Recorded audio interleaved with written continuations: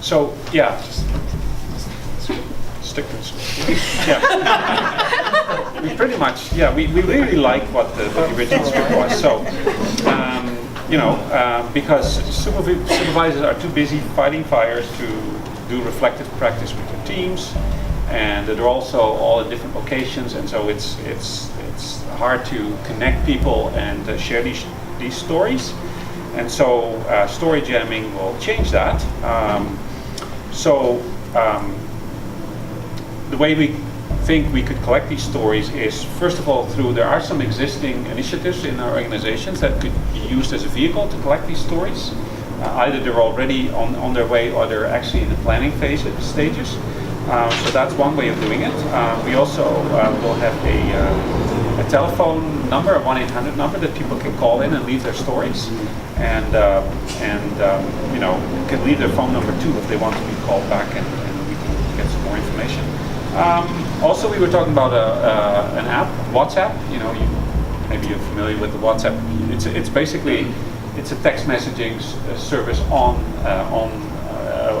as an app based on a web-based app, and so people could submit stories through that. Also, they could send in or leave an audio or a video file. Some people are not really comfortable writing things down, but they are more comfortable talking about something, so they could do that too. So all these stories are then collected, and then each week or periodically, there's just an impromptu gathering of supervisors or people who aspire to be supervisors to talk about some of these stories. Now, it's important that there is a facilitator who can, although it's an informal meeting and it's sort of an impromptu meeting, but it's important that there's a facilitator who is skilled in guiding the discussion so that we make sure that people get something out of it, so that it's not, it needs to go somewhere, obviously. Also, because we are planning on recording it as for a podcast, so that afterwards people who were not there, they can actually see what the discussion was about, and they can actually also send in their questions or other ideas that they may have, because some people may not be able to attend, but they may have some very good ideas and contributions to the discussion, so they can send in their questions or send in their other information that they may have around the particular topic, which can then be incorporated perhaps in a sort of a feedback loop afterwards to add to the information that was already discussed in the meeting.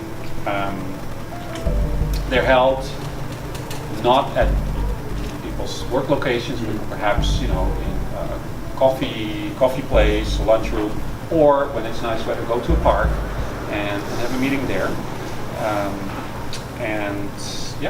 Anything else here? No? That's about it? Yeah. That's as far as we go.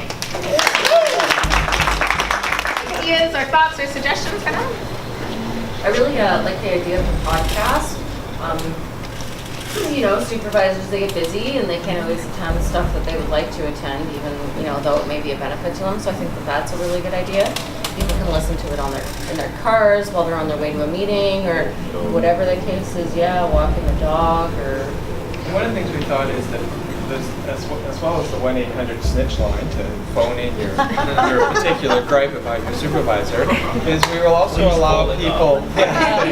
We'll also allow people to leave voicemail messages about comments or questions they had about the podcast that they just listened to, and then 10 minutes of the next one would be dedicated to feedback. So kind of like a typical, honestly, phone-in show, movie review type show. This is what people said last week about last week's show.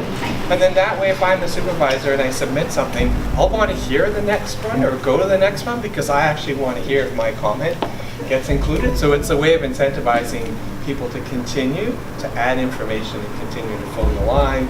And it also builds on, as Barbara said, there's also some existing avenues within organizations to collect stories, and so our tagline is, stories to share, to understand, and to learn. And that's kind of the three-story quote that we're doing. One thing we're still trying to wrap our heads around is it's much easier to collect stories from staff than it is from families. So we haven't quite figured that out yet, how to make sure we solicit stories from families as well.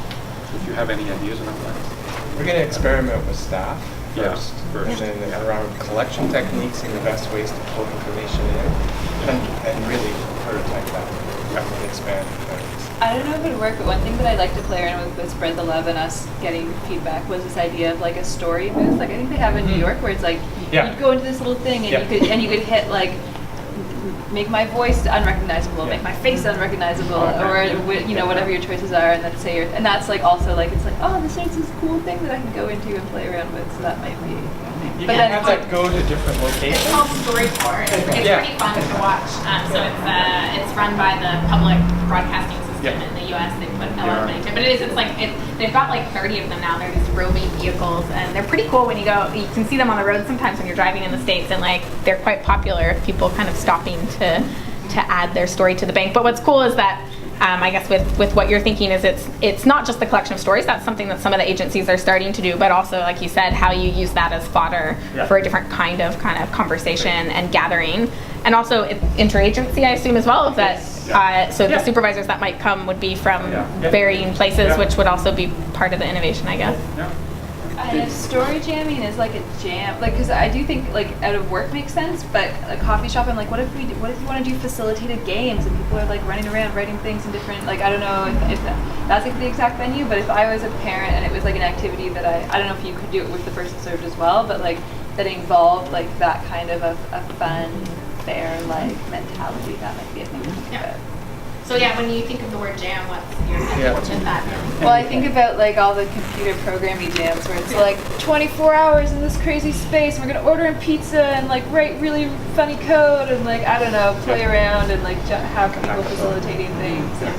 I mean, honestly, this room, like what we do here, is a lot like a jam. A lot of the time, it's like we're gonna do this thing. And